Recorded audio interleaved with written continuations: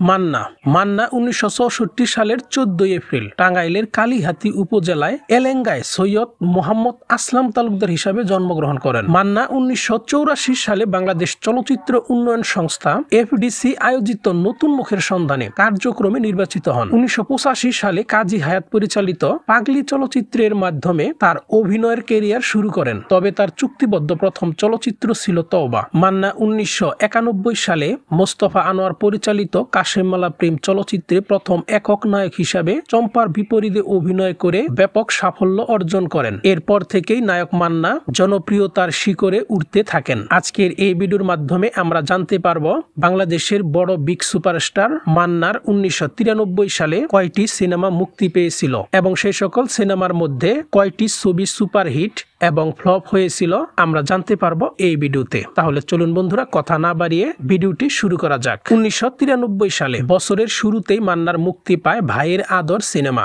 এই ছবির পরিচালক ছিলেন দেলোয়ার জাহান জন্টু। মান্না ছাড়াও এই ছবিতে জসিম, নূতন, চম্পা, অরুণা বিশ্বাস, মান্স, খলিল, আনোয়ারা, আজিম, মাহবুব খান, জাম্বু, টেলিসামাদ সহ আর অনেকেই অভিনয় করেন। 1993 সালের 8 জানুয়ারি ছবিটি মুক্তি পেয়েছিল। বক্স অফিস রিপোর্ট অনুযায়ী মায়ের আদর ছবিটি মোটামুটি ব্যবসা করেছিল। 1993 সালে মান্নার মুক্তি পায় অন্ধ প্রেম সিনেমা। এই ছবির পরিচালক ছিলেন মোস্তফা আনোয়ার। মান্না ছাড়াও এই ছবিতে চম্পা, নূতন, ইমরান, লিলি, নাসির খান, রেবেকা, আনোয়ার হোসেন, শওকত আকবর, খালেদা আক্তার কল্পনা, টেলিসামাদ, ববি, জ্যাকি আলমগীর, হুমায়ুন ফরিদি সহ আর অনেকেই অভিনয় করেন। রোমান্টিক ধাঁচের ছবি ছিল অন্ধ প্রেম। বক্স অফিস রিপোর্ট অনুযায়ী অন্ধ প্রেম ছবিটি হিটের ঘরে জায়গা করে নিয়েছিল। এরপর 1993 সালে মান্নার মুক্তি পায় রূপের রানী গানের রাজা সিনেমা। এই ছবির পরিচালক ছিলেন দেলোয়ার জাহান জন্টু। মান্না ছাড়াও এই ছবিতে ইলিয়াস কাঞ্চন, নূতন, জিনাত, ড্যানি সিটাক, রেবেকা, আজিম, মায়া চৌধুরী, আব্দুল্লাহ সাকি, মিজু আহমেদ, জাম্বু, মাহবুব খান,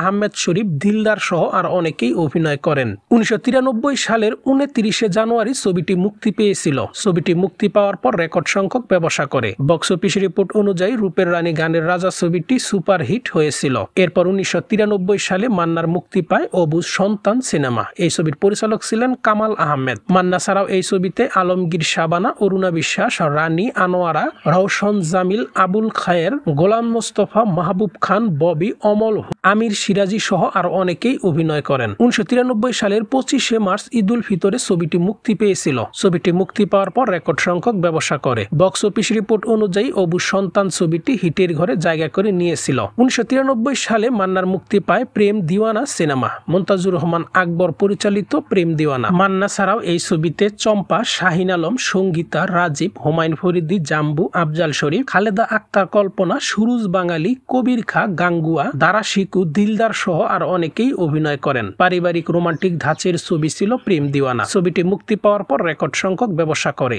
বক্স অফিস রিপোর্ট অনুযায়ী প্রেম দিওয়ানা ছবিটি সুপারহিট হয়েছিল। 1993 সালে নায়ক মান্নার মুক্তি পায় সত্যবাদী সিনেমা। এই ছবির পরিচালক ছিলেন দেলোয়ার জাহান জন্টু। মান্না ছাড়াও এই ছবিতে আলমগীর, নূতন, জিনাত, ড্যানি সিটাক, সাবিহা, আনোয়ার হোসেন, মিনুর রহমান, আব্দুল্লাহ সাকি, দুলারি, আজিম, আহমেদ শরীফ, মাহবুব খান সহ আর অনেকেই অভিনয় করেন। 1993 সালের 7 মে ছবিটি মুক্তি পেয়েছিল। পারিবারিক নাট্যধর্মী চলচ্চিত্র ছিল সত্যবাদী। ছবিটি মুক্তি পাওয়ার পর রেকর্ড সংখ্যক ব্যবসা করে। বক্স অফিস রিপোর্ট অনুযায়ী সত্যবাদী ছবিটি হিটের ঘরে জায়গা করে নিয়েছিল। 1993 সালে নায়ক মান্নার মুক্তি পায় সাক্ষাৎ সিনেমা। সাইফুল আজম কাশেম পরিচালিত সাক্ষাৎ। মান্না ছাড়াও এই ছবিতে চম্পা, নাইম, শাবনাস, মিঠুন, গোলাম মোস্তফা, নাসিমা খান, আরিফুল হক, নাসির খান, আফজাল শরীফ, রিনা খান, মায়া ঘোষ, নবাগতা, লতা সহ আর অনেকেই অভিনয় করেছিলেন। 1993 সালের 2 জুন ঈদুল আজহায় ছবিটি মুক্তি পেয়েছিল। বক্স অফিস রিপোর্ট অনুযায়ী সাক্ষাৎ ছবিটি মোটামুটি ব্যবসা করেছিল।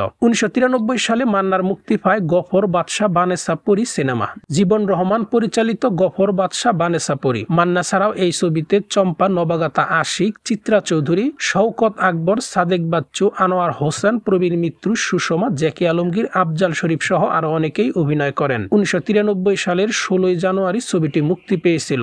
বক্স অফিস রিপোর্ট অনুযায়ী গফর বাদশাহ বানেসাপুরি ছবিটি ফ্লপের ঘরে জায়গা করে নিয়েছিল। 1993 সালে নায়ক মান্নার সর্বমোট 8টি সিনেমা মুক্তি পেয়েছিল। 8টি সিনেমার মধ্যে 1টি ছবি ফ্লপ হয়েছিল আর 7টি ছবি ব্যবসা সফল ছিল।